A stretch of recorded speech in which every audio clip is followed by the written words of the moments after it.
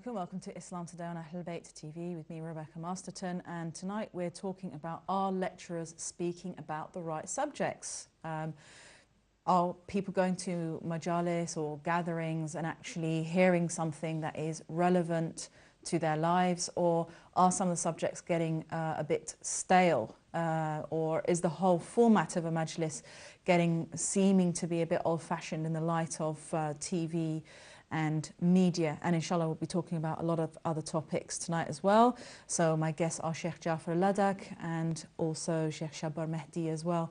And do feel free to call in with any of your questions or comments or thoughts about this. So Assalamu alaikum and welcome. Thank you very much. Thank you for giving us your time again. I think quite a few people have said that this is an important topic, and also people were bringing in quite a lot of extra points as well, which perhaps inshallah, there'll be people phoning in with extra points to raise. But you made some points before we came on air about the fact that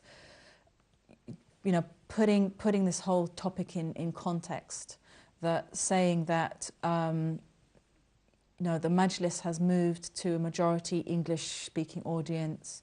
We've got third generation Muslims growing up in the West, higher level of education, and wide availability of religious knowledge, and modern debates, talking about things that previously wouldn't have been talked about. So I guess previously the majlis would have been the prime place, well, not even kind of recently, maybe about even 10 years ago, it would have been the prime place that you go to hear, to gain knowledge or to speak. And now it's all kind of just different. The situation can change completely, isn't it? So yeah.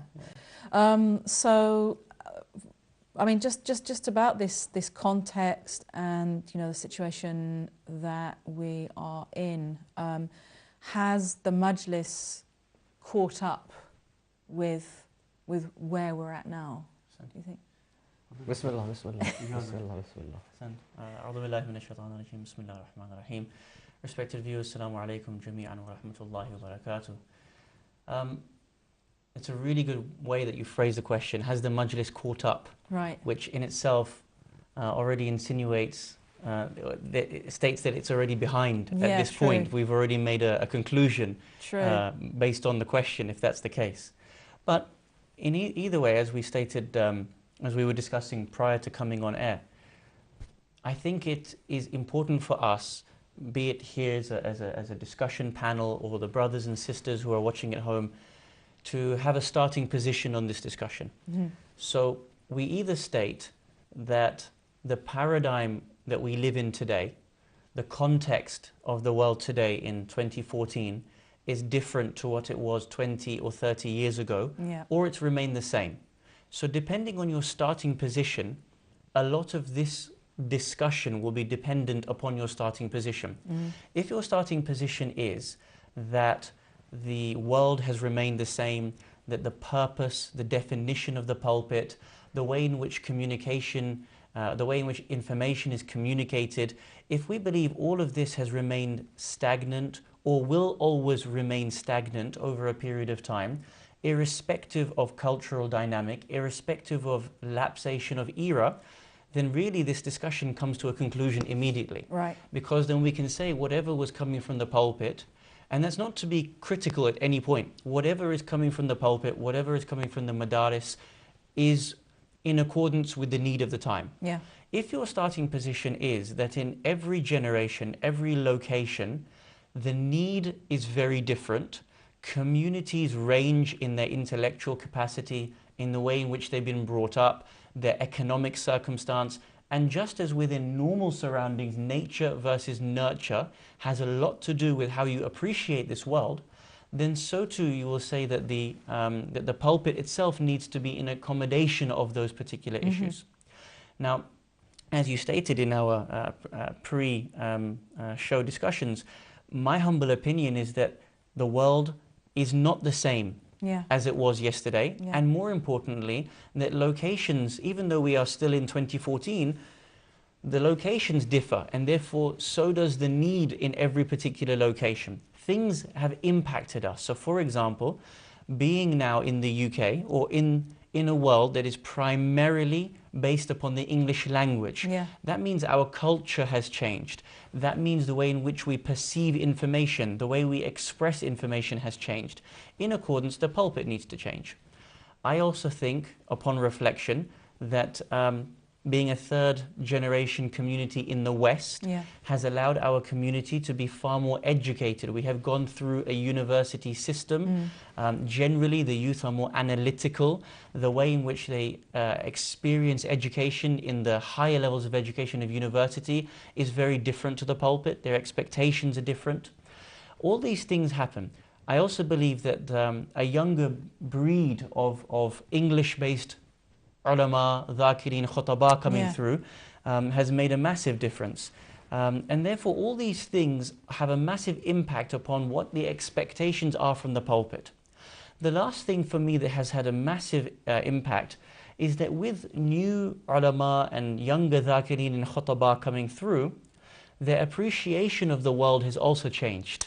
Which means that when they look at the veracity of a subject, when they look at its importance, they look at things with their own appreciation. Sometimes we feel that the pulpit is for a specific purpose, whereas sometimes a younger generation may feel that their expectation of the pulpit is slightly different. It may be that subjects that were considered sacrosanct, that you could not discuss from the pulpit, you could not challenge, are now being brought up, not because it's something disrespectful, but because we're now talking about it off the pulpit. So for example, we go to shisha cafes, we sit down in groups, we go on ziyarah, YouTube clips are available, Facebook is available. So around the world, we're talking about subject X.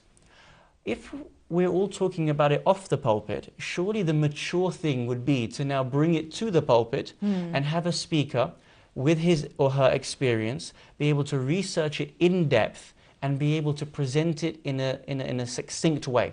Sometimes these basic issues as to how we appreciate what the pulpit is for is creating the dichotomy. It's, for me, a very dangerous dichotomy, because unless we map out as a global community what our expectations are for the pulpit, unfortunately we'll end up having opposed views. One pulpit in the world will be very conservative, another pulpit will be very forward-thinking, you know, and these things create problems within the community. What the purpose of this show, in my humble opinion, is to speak openly about this discussion and engage the audience and have them put to us their feedback as to where they want the pulpit to go over the next 20, 30, 40, 50 years. Inshallah. Thank you very much. That's a very good outline. And Sheikh Shabbar, Mehdi, I mean, do you think it's possible to have a kind of universalized type of mimbar or pulpit? I mean, is it possible to have this universal agreement on what it is, or is it always going to be specific to different communities? And also in your experience, you know, growing up and with also your father as a scholar as well, do you feel that perhaps nowadays, although, you know, there is this spread of Islamic information, but there isn't actually an understanding among people about what the mimbar is or what the pulpit is. There isn't the kind of the due respect that perhaps there should be or would have been before. Bismillah ar-Rahman ar-Rahim. Of course you find that even as speakers and lecturers, if we go to, in the UK, United Kingdom, if we go to a smaller city where there is less of a range of speakers, alhamdulillah, London is blessed. We have many ulama, khutaba, dhakirin, a wide scope and variety of scholars and speakers.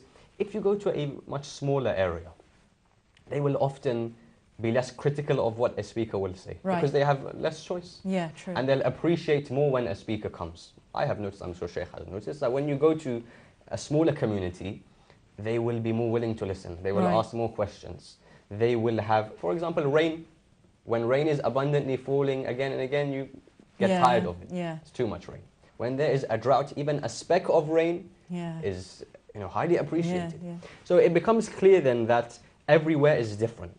What we have, however, are foundations. These foundations are based on Rasulullah sallallahu alaihi wa alihi in Medina. Because in Medina we found that the minbar was one of the ways within which Islam as a religion was propagated. Right. And we had this whole type of media outlet formed in Masjid al-Nabawi. So Masjid al-Nabawi, the mosque of the Holy Prophet of Islam sallallahu alaihi wa was the way within which propagation took place. And the center of this was Masjid al-Nabawi. For example, the minbar and the mihrab and discussions. Because we understand the Holy Prophet of Islam sallallahu alaihi wa did not just preach from the minbar. He would sit with companions, which is why we also have, alhamdulillah, gatherings where they sit with a scholar or a speaker, rather than the formal setting of the minbar. Also, we understand that it becomes difficult for there to be one universal usage of the pulpit. However, what we have are the foundations. What the Holy Prophet of Islam sallallahu alaihi wa used this minbar to do.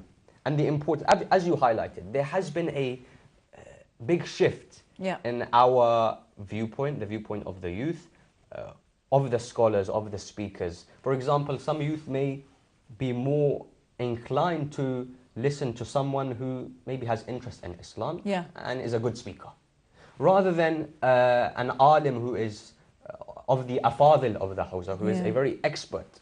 Sometimes you'll notice that they will go to a certain individual who may not be an expert, but they feel more comfortable. Whereas in the past, they would have much more respect for the alim. Right. So there are big differences that have taken place. However, every single place is different. And the minbar is a completely public way of propagation. Because one of the difficulties that we are faced with as lecturers is that there is the young child and the elderly and everyone in between. So if I take one topic, I have to aim it in the correct way that at least the child will understand, let's say 50%, 40%. And it shouldn't be, too easy that the youth then think he's basically telling us stories. So it becomes very difficult. So what becomes clear is that the minbar is not the only way. It is the way that the Ahlul Bayt alayhim have used, and it is a very important medium of propagating, but there are also other ways within which the message was propagated. Right. How this then links within the 21st century, inshallah, we can speak about. Do you feel also that, like I was saying, people's expectations are, that it's not, the minbar isn't, okay, people are saying obviously it has to be relevant to what's going on in communities. Someone was, again, saying one of the comments that were made is that, something that happens is that someone will be flown in from somewhere, speak about something that's quite controversial and explosive, stir up something in the community, and then fly out because they don't have to take any responsibility for what they've said. And they don't particularly know that community too well. I mean, I know that it's tricky because, as you say, not every community has a scholar, so they want to invite a scholar to come and speak. But at the same time, there is this phenomenon of someone being flown in 6,000 miles away, doesn't know what's going on in the community, says something, stirs up a hornet's nest, and then leaves. I mean, Sheikh Jaffer, is this something that we have to accept, that, you can't have the luxury of always having homegrown community lecturers and ulama, or should the person who's being flown in be briefed on what's going on in the community? Ahsant. I think there's two ways we could possibly look at this issue. The first one is, in my humble opinion, the speaker himself or herself, when they are a visiting speaker, no matter how well they know the community, they are still visiting the community. They still may not have a full grasp on the politics, on the localized issues. When we talk about the universality of the pulpit, we have gradients. So for example, at a global level, the world is facing similar global issues. Then as you become more continental based, again you become more localized. Then as you become more city based, and then even further into the city, you become to the very specific community. So a speaker should be able to appreciate that at a bird's eye view, there are various levels, as Allah Ta'ala states in the Quran, hum darajatun 'inda rabbihim. There are always stages with Allah Subhanahu wa Ta'ala, and that is a facet within creation itself. Based upon that, in my humble opinion, the speaker should not dictate the topic to the community or to the managing committee. Let us assume Sheikh goes to community X for Muharram for 12 nights. The communication might be, well, what do you want me to speak about? Yeah. What was spoken about previously? What is it that the community hasn't heard about for a while? What are the specific challenges that you are facing that you want me to come and try to address? So that would be the first thing, and that would remove this particular issue. It might be that I have been, or we have been guilty, that we come to a community and want to talk about what we want to talk about, what's important to us, and we impose the level of training, the level of thought, the level of appreciation of a text upon another community. That will probably be, as you said, it could work very well or it could create an explosion. That's the first thing. The second thing is that a community itself, by now that is established with its various structures from a nursery school to the madrasa, to the youth committees, to the girls committees, it's often that sometimes we become very haphazard and we say to ourselves, well, off the cuff, this is what we want to speak about. Why don't we have this youth program? Because, and this doesn't really set a trajectory of growth. If you look at Rasulullah sallallahu alaihi wasallam, he had a period of 23 years to take a community from one position to another. He started, and Quran talks about this as an example in Surah Al-Hijr. Allah subhanahu wa ta'ala describes the state of the community. He says, فَلَعَمْرُكَ إِنَّهُمْ لَفِي سَقْرَتِهِمْ يَعْمَهُونَ. Surely this community is wandering blindly in their intoxication. And we know what the Meccan and Quraysh and Widen, Hijaz community was like. Then after only a few years, Allah subhanahu wa ta'ala reveals another verse where He says, كُنْتُمْ خَيْرٌ أُمَّةٍ أُخْرِجَتْ لِلنَّاسِ. You are the best of people amongst humankind. Rasulullah took them from here to here within a period of a few years. In my humble opinion, instead of being like a pendulum swinging from one topic to another, a managing committee or a community should set a trajectory of growth. That, for example, on Thursday nights, instead of the speaker speaking random topics, maybe we take a text. We take an akhlaqi or an aqa'id text, and the whole community comes with that text every Thursday night. And for a period of a year, we discuss this one text and we see a whole community elevate itself in its thinking. Or for example, the community will say, over the next 10 years, we want X, Y, and Z topics to be addressed. And all of our incoming speakers are obliged to speak on these various topics. It might be specifically spirituality, specifically relationship with Imam al-Mehdi alayhi salam, specifically relationship with Quran. These are the ones, and over a period of 10 years, the community consistently hear thematic topics. That's not in opposition to Ahl al-Bayt. For example, if you look in Nahj al-Balagha, many of the sermons actually have a title, right? And they will say, for example, Amir al-Mu'mineen alayhi salam spoke about X, which he often spoke about. That shows us Amir al-Mu'mineen actually repeated his khutbah on a regular occasion. As Quran says, فَذَكِّرْ فَإِنَّ فَأْتِ الذِّكْرَى. Remind, because reminding is good. So there's no problem with, as long as we reflect upon the methodology of Ahl al-Bayt salamullahi alayhim ajma'een, we shouldn't go astray. We just need to understand where we want to go with these particular topics. I think that's an interesting idea, because I think also, I mean, many people will feel that things don't move forward in a sense. So you might have, you might have a community saying, well, we'd like you to speak on this or speak on that. But what happens if it is always, we want you to speak on hijab, we want you to speak on family, and you know, and sometimes it can be a very general request. Literally, we want you to speak on hijab. Well, what about hijab? Or we want you to speak on family. Well, what about family? But or you know, internet activity or whatever. You know, we've got these kind of fixed topics that, and as you say, so you might indeed, you know, sometimes there is this you know, conflict of interests where the community, as you say, might think, well, you know, we don't really know how to interact with that information. Or how to put forward what is actually going on. Well, let's just have someone. We want to have a speaker, and so we'll just have them speak about this. So it becomes almost kind of the act of having a speaker in who perhaps is kind of known in the community becomes more important than what the speaker's going to Exactly. speak It's about. to pull in a crowd, possibly, or to tick a box and say we've fulfilled these 10 nights. The purpose of the community is to have tangible, measurable progress from one period to another, from one generation to another. And the only way we can do that is to have consistency, to have genuine reflection upon what the needs of the community are. If these things are dictated by the speaker, he's the guest. Yeah. He doesn't genuinely know what's going on in the community.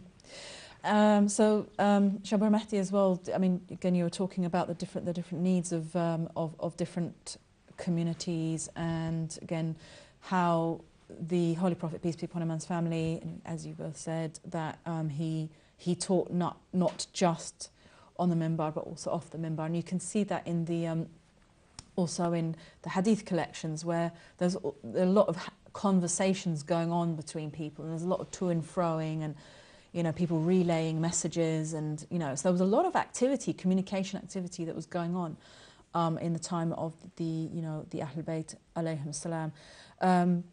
I mean, do you feel that the minbar should be used, something that's relevant to the community, but do you think that it has a sacredness where certain subjects shouldn't be touched upon?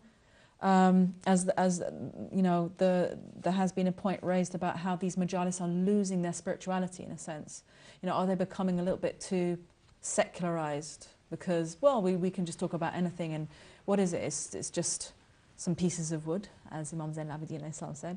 Some pieces of wood we can sit there and talk about, or should it have should there be a certain kind of respect? I mean, on this point, we can split the discussion into two. The first is with regards to spirituality. I have said before, I'm sure, on the channel, that it is important that we build or marriage up these two together, education and spirituality. Yeah. Because if I just go for one, it won't have a complete impact on the individual. Yeah. And unfortunately, a trend has arisen, as you said, that there are certain centers or certain individuals that would rather just have something where there is completely educational. Right. And I have noticed that, for example, in Muharram. Muharram is time to remember Imam Hussein salamullah alayhi and propagate his message, of course, with the different topics that we speak about to strengthen the faith and the souls of the mu'mineen and mu'minat. However, some people will focus in a 1 hour lecture 57 minutes on the educational aspect. Right. And in 3 minutes they will barely even mention the story of Imam Hussein salamullah alayhi. Yeah. Or they will not encourage the mourning and the lamentation and the crying for Hussein ibn Ali salamullah alayhi and his family. Yeah. But they have forgotten that this is very important, because time and time again, when individuals hear the masa'ib and the tragedy and they cry, then they feel more to follow the educational aspect. Yeah.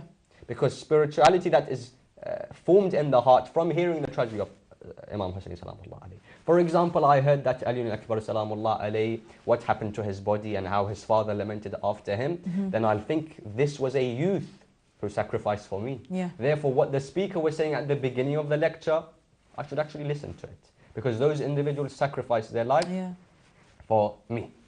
There was a mujtahid who beautifully said that, now he was a khatib as well, a big orator. He was a mujtahid and one of the teachers of these Hawza texts. He said that a long time ago, 20, 30 years ago, you'd just say the name Hussein and people would be ready to completely lament and cry. They'd start crying. You'd just say Hussein ibn Ali. And now he says, even if someone was to kill their own selves on the pulpit to give a gory image, do something completely crazy, not even one tear would be shed. Wow. Why? Because spirituality has been removed from the hearts of individuals. Yes, you come to a majlis to learn, of course. But the spiritual aspect, the mourning for Imam Hussein salamullah alayhi, is one of the most important parts of the tragedy. And both have to go together in order for there to be a impact, which actually is a lasting impact. Well, also not just in the month of Muharram as well, because as we know, of course, the month of Muharram is when people tend to go, and I've come across quite a few people who watch this channel as well, who say that as they were growing up, mainly what they knew about their own religion was mourning in the month of Muharram. But other times of year, they didn't. So again, how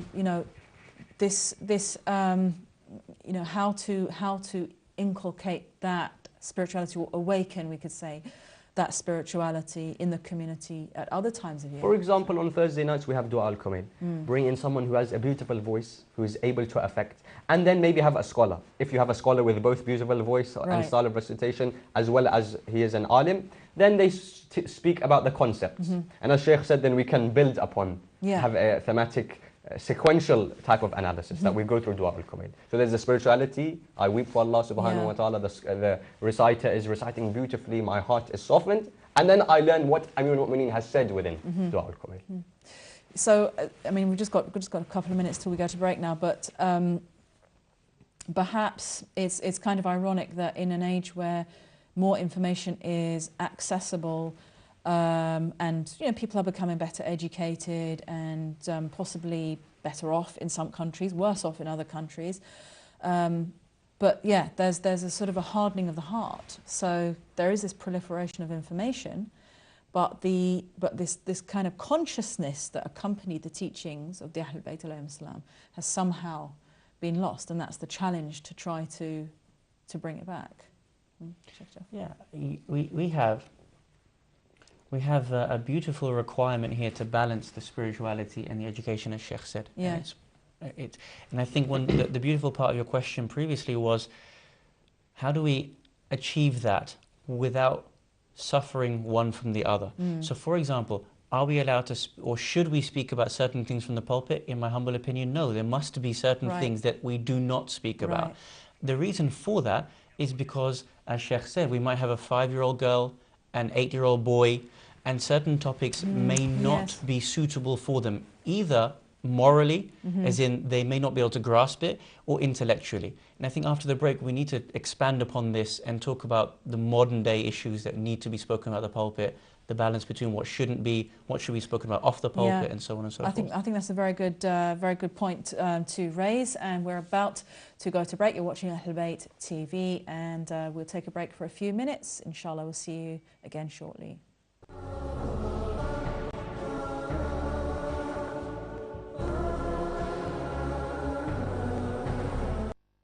Assalamu alaikum, welcome back to Islam Today on Ahlul Bayt TV, where we're talking about, do lecturers address the right topics these days, or do you go to Majlis and wonder why the lecturer is talking about what they're talking about? We're just going to talk about what should be mentioned on the minbar, what shouldn't be mentioned on the minbar, and also how to talk in such a way that you reach all members who are attending, which isn't easy. So Sheikh Jaffer Ladak, you were going to mention about the fact that obviously you've got all ages, you've got children, elders, mothers, university, students. So how does one, I mean, nowadays in secular education they call it differentiated learning. So, and that's been a new trend in education, that you have to bear in mind all of the different levels of the people attending. And you've also got various ways that people learn. So for example, someone might learn visually or through auditory skills. Imam as-Sadiq alayhi salam is the hadith where he states, write, for if you do not write, you will not remember. So the level of retention and the way in which the Imams understand human psychology needs to be taken into the modern day methodology of the pulpit as well. So we, as you said, and the Sheikh said, we might have a 5-year-old, we might have an 80-year-old. But more than just the demographics of gender and age, we also have those people that are very interested and not very interested, very learned and not very learned. And for one monologue speech to contain enough information, enough spirituality, to be able to broaden the minds and the hearts of everyone in that community, from the smallest, which may have 100, to the biggest, which may have 10,000, it's an art in itself. It really is. And if you look at Ahlul Bayt, salamullahi alayhim ajma'een, and the Holy Quran, it has this prime factor as a supposition, which said that a prophet will only speak to his community in their language. Now, language doesn't mean Farsi or Arabic or Aramaic. It means their level of thinking, their thought process. If you look at the story of Nabi Nuh alayhi salam in the Holy Quran, in chapter 71, much of that story is very agriculturally orientated. It's very much to do with a farming-based community, because he had to speak to them at their level, and so on and so forth. Now, based on that, because we have a 5-year-old to an 80-year-old, young man, young sister, there are some things that may be deemed inappropriate for the pulpit. Yeah. And that's my humble opinion. So, for example, if we were to talk about pornography, for example, it may be that that topic is not suitable for every age. Yeah. We would have to, it's a very important discussion. In fact, one of the most pertinent discussions in regards to the trials of the 21st century, but that needs to be done off pulpit. It needs to be done with the right audience to cater for them.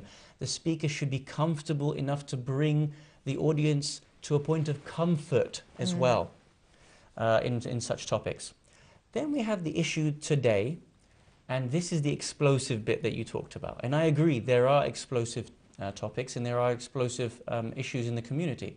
But sometimes a community may be speaking about things off the pulpit. There may be modern challenges that people are speaking about. And the question is whether we speak about those things from the pulpit or we don't. Yeah. Now, for example, today, one of the most widely discussed issues is religious pluralism. Is it only that a Shia Ithna Ashariya ever goes to heaven? Is it? Yeah. Can the Ahlul Sunnah wal Jama'ah, can a Sufi, can a Christian, can a Hindu get to heaven or not? These are very pertinent discussions, especially in light of Mother Teresa, Princess Diana, Gandhi, Martin Luther King, everybody who's contributed to humanity. Number two, as an example, today we have an issue where people want to understand the role of marja'iyya, have an opinion because it affects them as muqallideen. Do we have the right to talk about that from the pulpit or not? Should we just sweep it under the carpet or not? This is a very important discussion. 2. 3, now here is the kicker. Today, ulama, khutaba and dhakireen have wide ranges of difference of opinion amongst themselves. And of course, that goes from levels of research to methodology of research. As you know, these two things impact each other massively. The worldview that you take on an issue dictates the way in which you interpret a text. Now, for example, Sheikh comes to the pulpit and his research on topic is X. Jaffer comes to the pulpit, same topic, research is Y. Our community has, and I need to be very careful what I say here, and I say this as a speaker and someone who often sits on the floor and has the opportunity to listen to ulama and from a person on the pulpit. From within the ulama and from within the khutaba and dhakireen and from within the audience, there is a disease in our community that likes to pit speakers against each other. And the explosion comes less from the alim often, but more so from those who are ignorant of an issue and want to create a spat within the community. So Sheikh speaks X, Jaffer speaks Y.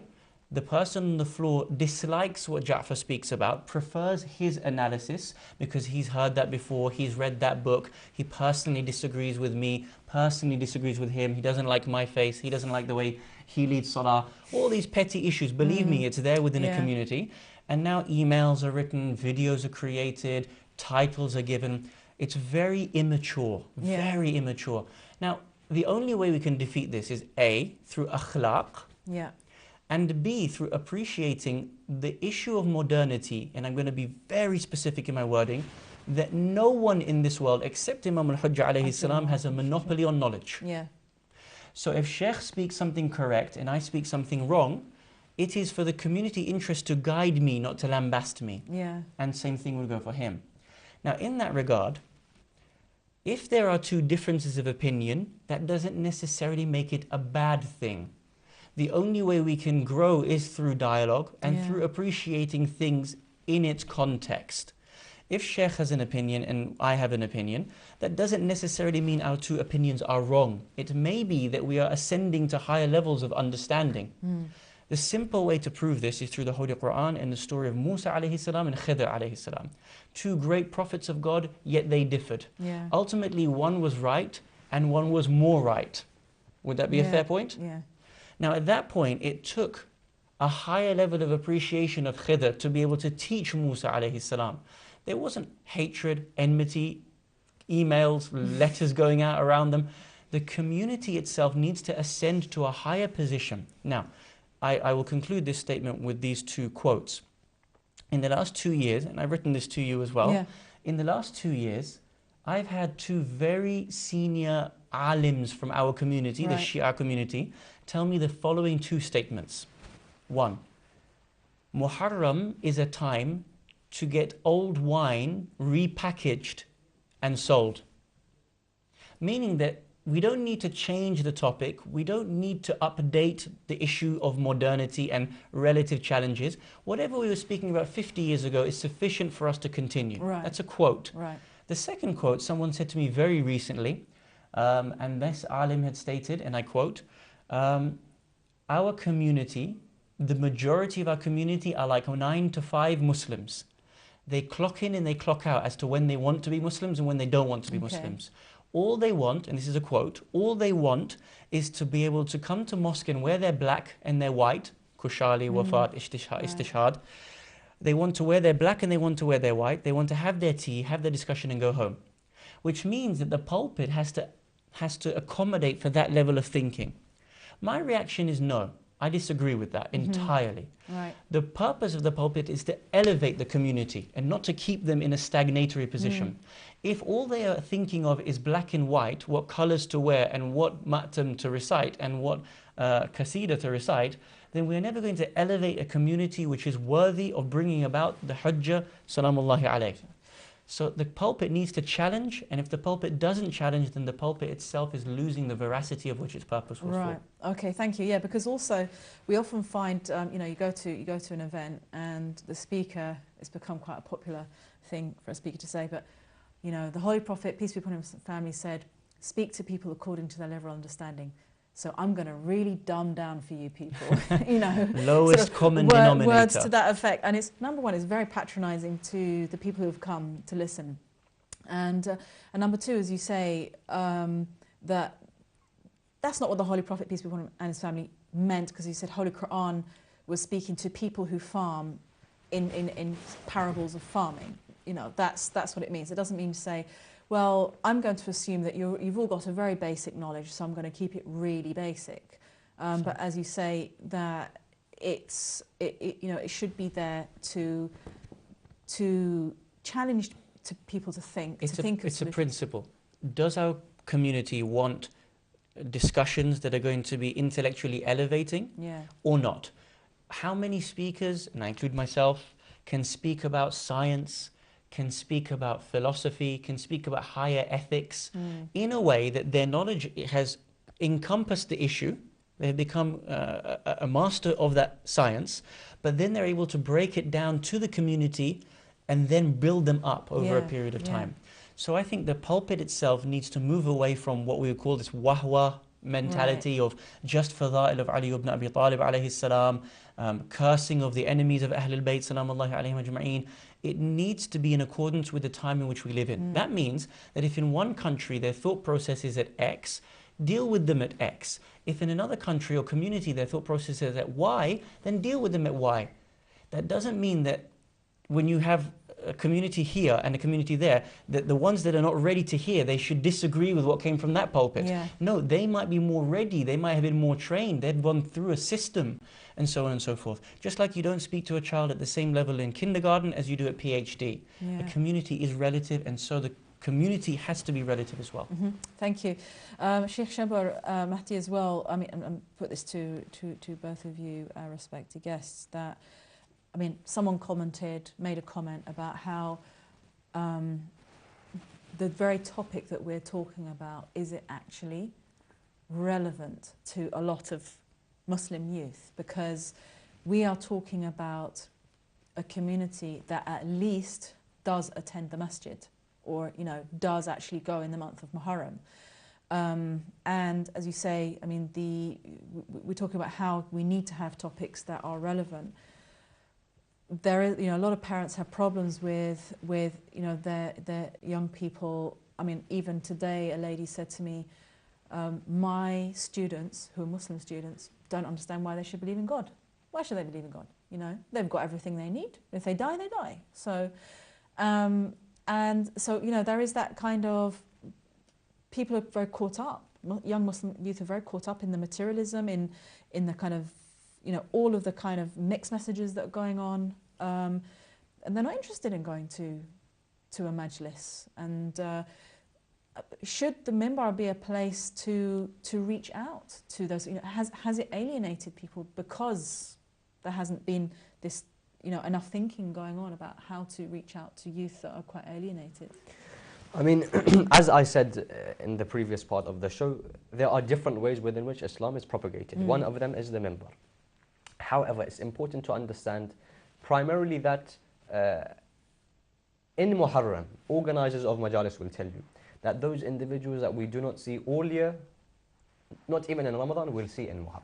Yeah. So even those, the sister who had mentioned that, about those people who aren't even in the majlis, there are many, however, that do come in the majlis because of Hussein ibn Ali, salam Allah alayhi, who feel for some reason or the other, whether it was their parents or whether they have their own love, that they have to come to the majlis. So therefore, the minbar has to be spoken about how we use it, because maybe 20% of the people that are there in a certain time, 10% are those that we will never see again after Ashura, until the next moon of Muharram is seen in the skies. Also to understand is that, as the saying goes, لا إفراط ولا تفريط بل أمر بين الأمرين or خير الأمور أوسطه. The best path we can choose is the middle path. Because if I choose an extreme, many other people will be alienated. They will not feel like coming to the majlis. Or if I choose, for example, as Sheikh said about science, for example. So if a speaker, there was a speaker actually once who was lecturing in Qom. He started his majalis with the topic of science and Islam. And it was very deep scientific. He had said, however, in one of the nights, that if I see that you are not enjoying, I will change. If I choose completely 10 days, one topic, science, a lot of people will not like it. However, if I choose one night where I speak about science, which is why the khutaba and ulama have an interesting strategy. Either, as we have seen now, that they will speak about a different topic each day, or they will have a center point, and then they will look at different branches from that one topic. So they have one verse of the Quran. And so many different things can be spoken about from that one verse, so that a wide range of topics can be dealt with. Also, something that we need to remember and understand is that when the youth go to university and they study in university, the lecturer, let's say, has 2 hours a week to deliver a certain topic. Therefore, if the student listens to what the lecturer says and does none of his own or her own research, what will happen? Fail. True. When it comes to the majlis, however, they say, but you didn't speak about this, you didn't speak about that. Something that affects me a lot. And I'm sure the Sheikh, as he said about people attacking each other, you would be surprised about how many people have asked me, what do you think about this certain scholar? What do I say to that? What do you think about X, Y, Z? Because they are trying to cause these problems and get this out and label this person as he's on this side and that side. There was a scholar who was the principal of one of the seminaries in India. He passed away a few years ago, rahmatullah alayhi. He had said once in a majlis, he said that when a khatib sits on the minbar, the people immediately think, should I listen to him? Is he interesting to listen to? Is his appearance an appearance that I like so I can listen to him? What is he talking about? But they forget that the khatib is also thinking, are these people listening? Will they listen properly? Because, be honest with me, if I come to a center and people are texting, will I feel like speaking? Of course, I try my best. But if someone is yawning in front of me, it's a two-way process. That yes, we only have 1 hour.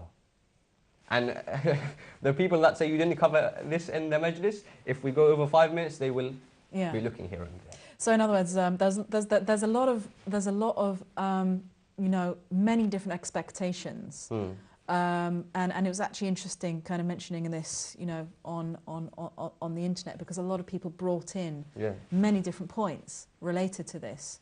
So it shows again how many everyone's got different thoughts that they are bringing to the subject of different expectations. And perhaps, and I think we've mentioned this in so many programs before as well, that we're not really living in an age of reading so much or, Yes. or studying. Hmm. So, as you say, there is a kind of a heavy reliance on speakers to provide everything. There is a saying, sorry, أهل الإقرأ لا تقرأ. اقرأ. Yeah. باسم ربك الذي Yeah. خلق. The people of Iqra, they don't read. The people of read, Right, they right, don't. right. Which is a very big tragedy Yeah, that yeah. people aren't opening books. And perhaps also people are applying that kind of analytical, faculty to what everyone is saying, which could be applied to a text. So might not necessarily, it's just a matter of redirecting that kind of desire to analyse and just redirect it at a text. But as you say, to encourage people to read, so that the speaker should be supplementing what people are already reading. Yeah, so that there's not this kind of 100% reliance on the pulpit. Yeah, completely. I mean, I'll pose this question to my respected audience in regards to what you said, and it's not to demean the pulpit. It's actually to get the best out of it. And I put this simple question: in its current trajectory, outside of the 10 days of Muharram, Ashra Zainabiyya, Shahr Ramadan, the seasons where we all come to light, inshallah, and there is more activity. Is the pulpit in its current guise sustainable? Good question. So imagine this. Ask yourself as a community, wherever you are around the world and you're watching tonight, based upon the pulpit, not the speaker, because we're not looking at personalities, we're talking about the pulpit. In its current method, in 20 or 50 years' time, will the pulpit remain? So for example, how many people are now coming on Thursday nights to the majalis? I've been to communities, I've seen sometimes for Dua Kumail, I mean the community is 300-400 strong. There's only 3-4 people for Dua Kumail. The majlis is only 20-30 people. So now, with a community that's not reading, a community that's reliant on the pulpit, and actually another psychological factor is that the amount of TV that we watch, the brain and its wiring has become very reliant upon the way of the TV. So for example, we watch comedy, pick X. The comedy lasts 25 minutes or 20 minutes, and literally every 10 seconds there needs to be a joke that makes us laugh, correct? They have 10 people, 6 people in the cast, and every one of them needs to crack a joke to keep our interest peaked. The moment there's no jokes, no fun, no action, no gore, no killing, none, we switch it off. So the mind, the generations are growing up into a focus that cannot sit and just watch someone deliver for 50, 60 minutes. We'll sit very comfortably on our settees for 60 minutes watching action, but to sit for 30 minutes on the floor is a problem when it's coming from monologue. In this light, we now need to reconceptualize what the purpose of the pulpit is, how to get the best out of the pulpit, move from monologue to dialogue, bring ourselves PowerPoint presentations, handouts, tests at the end of the month, something that is akin to the culture of the time itself. So as you stated, we have a university culture, we have a youth culture, and if the youth, the pulpit, the audience itself doesn't move with the time, I fear that after 20 years, the pulpit itself becomes very redundant. Which also means that in some sense, there has been lost that sacred tradition that was established by the Holy Prophet, peace be upon him, and his family himself, because in a sense, there is still that, like you're saying, only 3-4 people turn up. But that's the point. Is it that people don't want to turn up, or they're not getting what they feel is required? So when Rasulullah sallallahu alaihi wasallam spoke, he spoke to them at their level, whereby they appreciated the content. I don't imagine if Rasulullah came today, he would begrudge us migrating the methodology of the pulpit, as long as the ethic remained the same.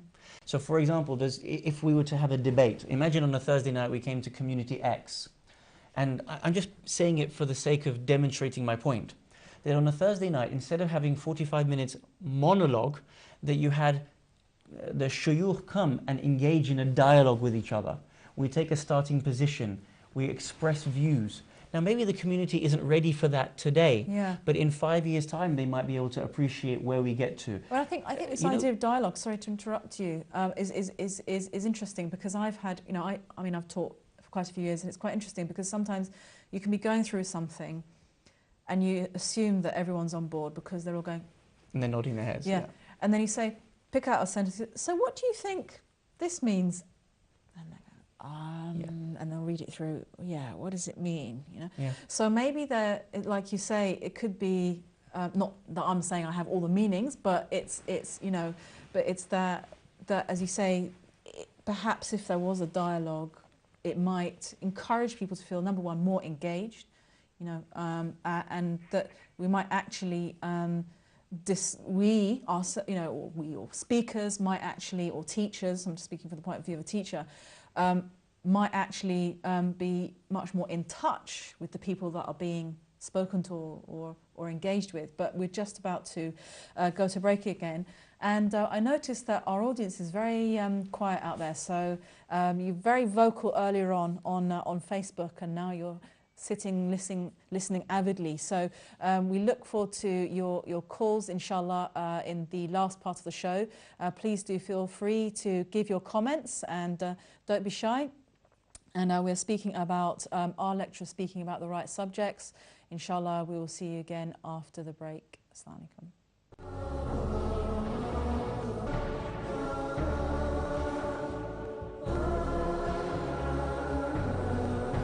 Assalamu alaikum, welcome back to Islam Today, where we are looking at Islam today, and we're looking at the subject of the mimbar, or the pulpit, and our speakers actually speaking about relevant subjects.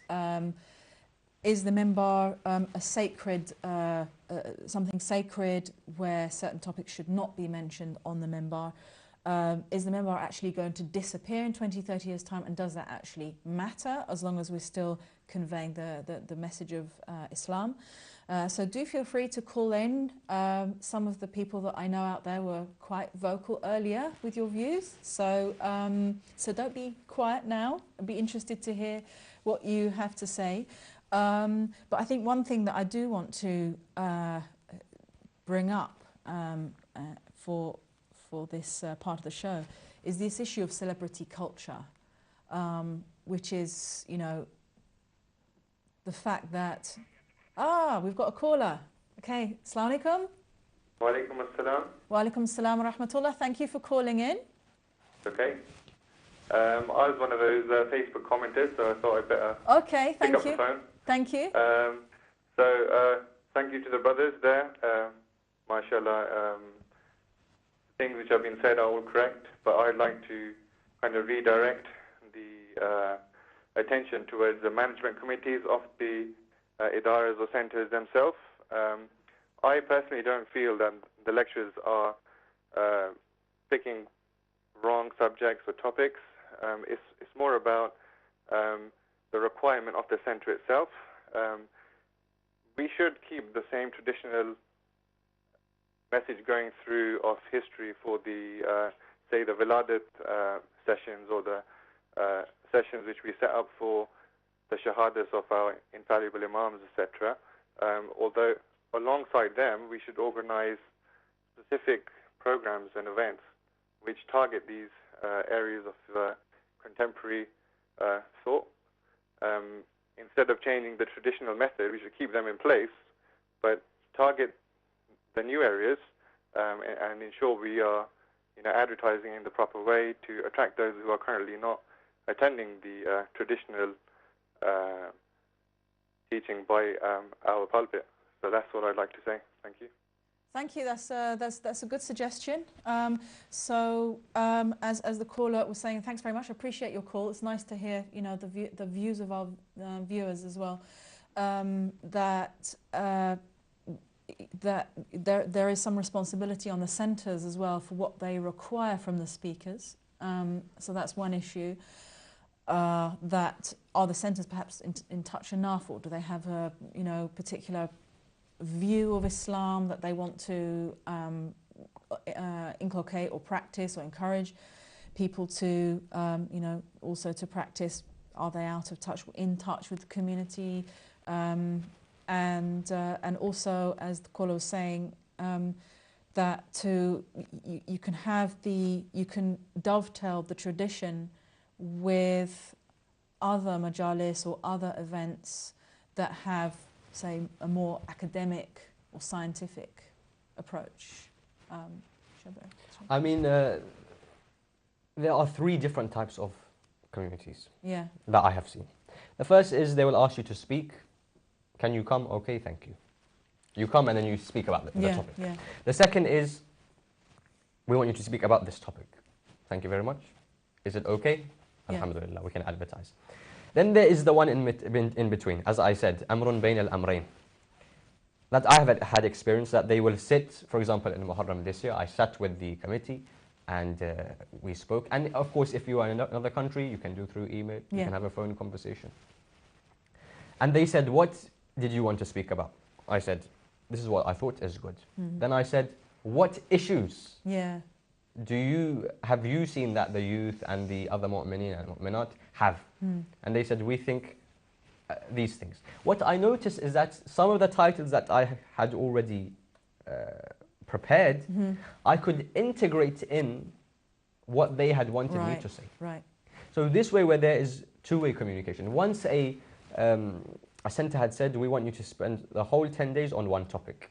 Gosh. Now that topic, and they had a whole email list, first day this, second day this. I looked and I said, I can't do this. Right. Because I, in my opinion, which is of a very small segment of Islam, have seen that if I just speak about this topic, it won't be beneficial. Yeah. Death, for example, they said 10 days on death. I said, no, we can speak about death, of course. But 10 days just on death, no.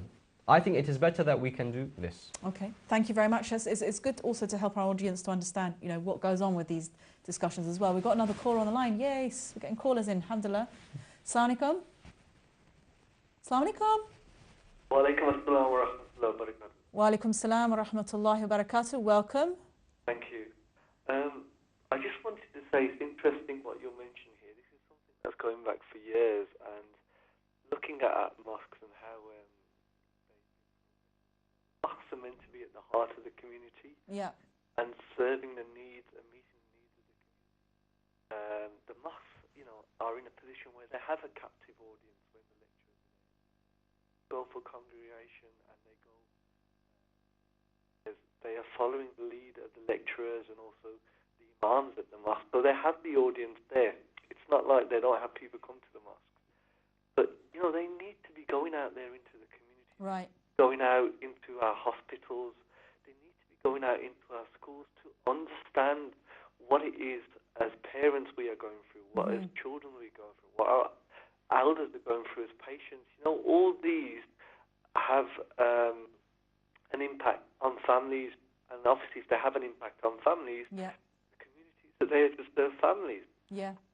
And that's where I don't see anything happening, and you know, that is going to be what is going to cause us as a ummah to regress. Right.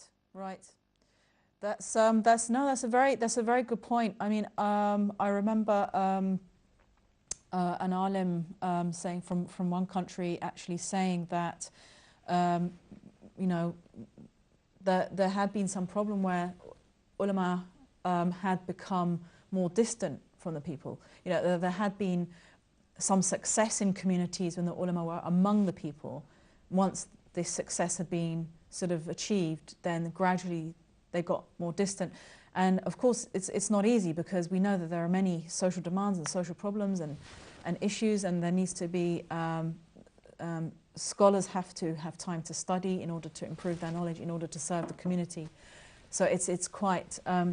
But as you say, I mean, perhaps is it too much mosque-centered in a sense? You know, rather than, I know that, for example, in Christian communities, they do have, they go out and visit the elderly. You know, they'll have a kind of a visitation program for people in hospitals as well. Should something like this be arranged so it doesn't actually have to be the issue of people coming to a majlis, but it can be going out, you know, to visit people? Bismillah. I remember reading the biography of Marhum Ayatollah Sayyid Muhammad Rida Shirazi, Right. rahmatullahi alayhi. I think he passed 3 years ago, something 3 years recently. Yeah. He is well known as being a master of akhlaq Yeah. and teaching by example. And probably I have not come across a scholar with a greater number of stories based on akhlaq than this great individual. May Allah bless him. Now, I remember one particular story, and it says that as his funeral was taking place, the janazah was going through the streets. It's like an old folks' home. Yeah. His casket is being taken past the old folks' home, and en masse these old folks come out. Right. And they're standing there and they're streaming with tears down their eyes, and they're saluting and reciting Surah Al-Fatiha for the Sayyid. And someone turns and says, "Why are you crying? You know, what's he to do with you?" And they say, "He used to visit us every month." Wow. And so we know what he is like. Yeah. And as such, we come out and salute this man. Even though we've got nothing to do with him directly, he would just take time out of his schedule to come sit with us. Right. So here, there is a dichotomy potentially between what is done on the pulpit and what is practiced. Yeah. And therefore, if the community see what is being said on the pulpit being practiced by the individual, Yes. then that is more likely to make an impact than That's a monologue. true. That's I true. really believe that the best ways for you to learn is actually off the pulpit, and it's more interactive and through example. Thank you very much. Good point. And I've just been told we've got a caller from Ghana. I know that there's a good community over there in Ghana. Assalamu alaikum. Oh, did he get cut off? Assalamu alaikum. Got cut off. So please do call back. If he calls back, I'll have to Please. cut, because I know that. So please do call back. And greetings to the community out there in Ghana as well. I have some of the pictures of some of the brothers over there in their centre as well. So that's great to see, and great to know that we are also communicating with our brothers over there in West Africa too. But that's a good point that you make, that you know, especially in this part of the world, we're living in a culture where everyone is very busy, you know, and I'm sure that most of the lecturers are very busy as well. It's not like they're sort of having an easy life with a cup of tea and their feet up and reading a book. You know, it's hard work on all fronts. But as you say, that perhaps, like, you know, one visit to somebody ill in hospital could actually have a greater effect than, say, 10 lectures, you know. That one example can change a person's life. Yeah. I mean, there was one scholar, may Allah give him a long life, wherever he would go to lecture, he would go all over the world. He still does, alhamdulillah. The people whose house he would stay at, they would say in the morning he would, of course, lecture preparation and everything needs to be done, but he would cook his breakfast, and then he would leave the house, and he would wander into the streets and go through the, you know, high street and look at what's going on, what the society is like. And they would see him, for example, going past a pub, just to see what do the people that I am lecturing to go through. Right. And as Sheikh mentioned of the example of Marhum Samahat al-Sayyid rahmatullah alayh, and the way in which that had such an effect on people. In fact, I was sitting with a group of individuals, and they were telling me that they had a friend who completely left religion because what he heard was not something that he had seen. Sorry.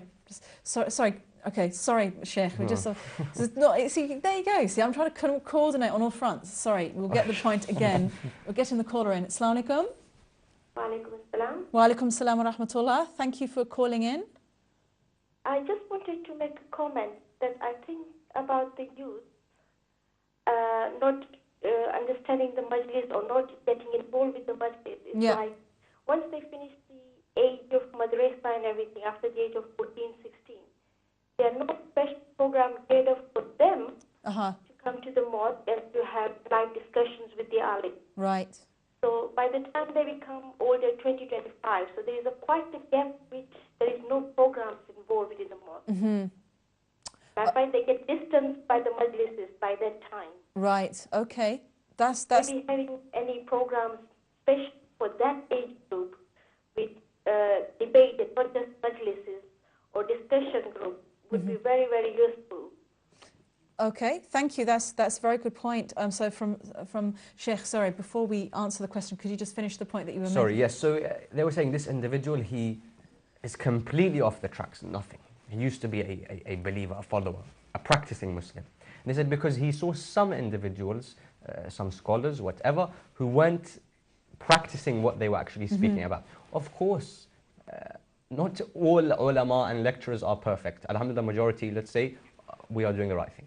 But in every field, in every position, you'll have certain people that maybe aren't doing the best. And ahadith mentioned about ulama or su. Yeah. But as we were speaking about the character of someone off the member is very important, how we are seen. And there are rules of fiqh which talk about the murawwa of an individual when it is removed. So the murawwa is the virtue literally, of an individual. For example, one mujtahid, very senior of Qum, was saying that an imam of jama'ah, if he is seen drinking, a fruit juice on the road with his amama and everything, this can be something that removes his murawwa. Right. Why? Is it haram? Of course it's not. But then if I'm seen, for example, on Edgware Road having a milkshake 3 times by someone, they'll think, this person, does he have nothing else to do? Or why is he here? Who is he meeting? It's nothing haram, but they say that's how much caution someone who leads salah or who is on the minbar should have. Okay, thank you. And inshallah, we'll follow up with that point. Just to take the caller's point as well, that,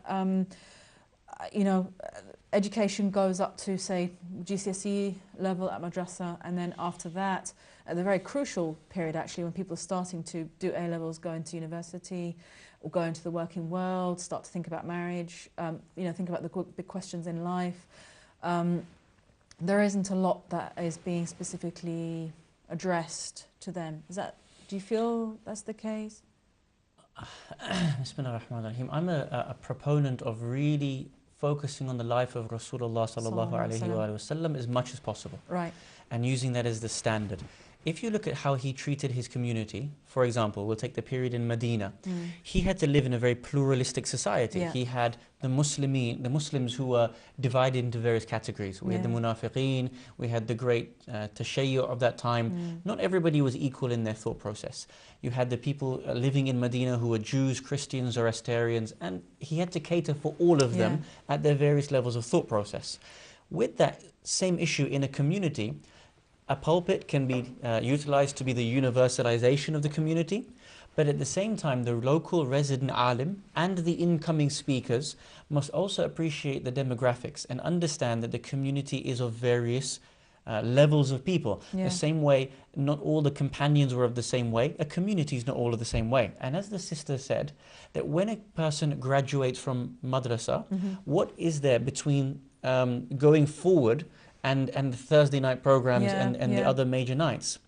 My humble belief is that the community itself must be able to provide continuously for those various gradients of thought processes. For example, in a community of 1,000, there will definitely be 50 elite-minded people within the community who at an intellectual and spiritual level want to go further. And their reliance upon the Thursday night pulpit and just their own readings is not enough. So for example, a very basic Hawza course can be done to them. Something higher level aqaid, something very elementary usul al-fiqh can be given to them. And for that group, it continues to elevate them further. For those youth that are just coming in Muharram and are the Muharram Muslims, for them, the alim needs to specifically go out and attract them in a way in which is relative for them. And that realizes that the madrasa finishes, but the actual responsibility of the community continues. And therefore the alim needs to find the way to have a mechanism to go beyond the age of 16 to attract those at their now varying levels of thought process. Okay, excellent. Thank you very much. And we've just got another caller on the line now. Assalamu alaikum. Assalamu alaikum. Wa alaikum assalam wa rahmatullah. Thank you for calling in. My name is Abbas. Thank you very much. And I'm calling from London. I have some suggestions about, our lecturers addressing the right topic. There are actually a few documentaries which I like very much. One is about life after death, and there is another show about Imam Mahdi alayhi salam, The Awaited. I like these very much. And I would suggest that please produce documentaries on other principles like Imamah, Nabuwah, Tawheed, Adl. And these should not just be contained within Muharram and Safar. They should continue all year long because we need this information and communication, not just within the 2 months of grief. I mean, all year round, I think it would be a good idea. Inshallah. And please produce some documentaries about Raja as well. Yes. Because personally, documentary is a very, very good and useful way of imparting the communication, where you can present more than one ideas, not just the ideas of one scholar. Okay. Thank you very much. Assalamu alaikum wa rahmatullahi wa barakatuh. Wa alaikum assalam wa rahmatullahi wa barakatuh. I wanted to actually ask a question about whether the caller felt that, again, speakers in the mosque are addressing, giving the right topics. But anyway, I mean, that is saying that, as you were saying, Sheikh Jaffer Ladak earlier, that people learn in different ways, and just as there used to be, there's the ta'ziyah, the plays for depicting what happened in Muharram. Now we have documentaries, and yes, as the caller was saying, I know that on this channel there were a lot of documentaries, and perhaps it's trickled off now, but I'm not sure. But again, as he's saying, to have it sort of all year round is a good suggestion. And we had our caller from Ghana, actually, from what I understand, the point he was making is that, again, of course, a lot of the speakers or lecturers will have a good knowledge of Arabic, but the audience may not. So this can also sometimes alienate an audience if they're using terminology. In general, we can make a sort of extended point on that sometimes a lecturer can get very, very immersed in their studies, and then come out and not realise that they're not actually being very understandable. How can that be dealt with? Just to quickly comment, and then I'll let Sheikh speak. My father would often tell me. Right. Because sometimes, maybe you have noticed, I'll mention the Arabic word for something. Yeah. He said, sometimes lessen this practice, because not everyone is used to listening to this, and sometimes I would say to him, but I feel I can extend the vocabulary of the listeners by saying. But he said, even then, sometimes even if I, for example, I said Morawwa, and then I said it means this, even then people can be overwhelmed. Yeah. So we are told, especially there was one teacher who was teaching a very basic book of Arabic grammar. As he was reading, he pointed out something. He said, this author has said one thing using 3 different words. He says he is actually trying to show you students something, that when you speak, don't repeat one word. Right. Use a wide range of vocabulary. And as the caller was saying, not too many, for example, words of a language they don't understand. I think a bit of it is necessary so that they can pick it up, and when they read, for example. People often ask me, what does this mean? So if I said it in the lecture and I explained, or I quickly said this means this, and when they read and go through the text, this will build on their understanding. Or to be conscious of remembering to translate. Yes, well. Sometimes maybe it slips the mind to translate. The point Sheikh has just made is actually the sunnah of Ahlul Bayt salamullahi alayhim ajma'in. As a point of reference, if our respected audience this evening just open up the opening 5 verses of Du'a Makarim al-Akhlaq. Imam Zain al-Abidin alayhi salam says the same thing in every sentence, but he uses a different word to express the same issue. Right, mashallah. In order to put across the variance of level and the variance of vocabulary in that same issue. Arabic is very beautiful, and therefore it may have several words for the same issue. The Imam didn't do it for the sake of doing it. He wanted to demonstrate that each word has its place in his mindset, and that's why he did it. Sheikh's a very nice point there. Yeah, and also, as you say, of course, we can understand so much more if we do start to learn the Arabic or pick up the terminologies, and then audiences can start to, or people attending the majlis can start to benefit as well. So we've just got a couple of minutes now till we have to wrap up. We've just got 1 minute, so sadly we don't have time to go on at length, but perhaps just a concluding point about how the pulpit can move forward. Or if it needs to. In a conclusion, whether it needs to or whether it doesn't is relative for an individual and a community. I think most importantly, we need to just think very deeply as to where we want our communities to be in the next 50 years, and how central the pulpit is to that, and what it needs to do to achieve that trajectory of growth. Okay, that's excellent. Thank you very much. Thank you very much to our respected guests. And thank you so much for calling in. I really appreciate our callers sitting there and joining in the conversation. Makes it much more interesting for all of us, again, to hear what you're thinking and air your concerns as well. And inshallah, I will see you again next week, same time, inshallah. And I wish you a good week. Assalamu alaikum.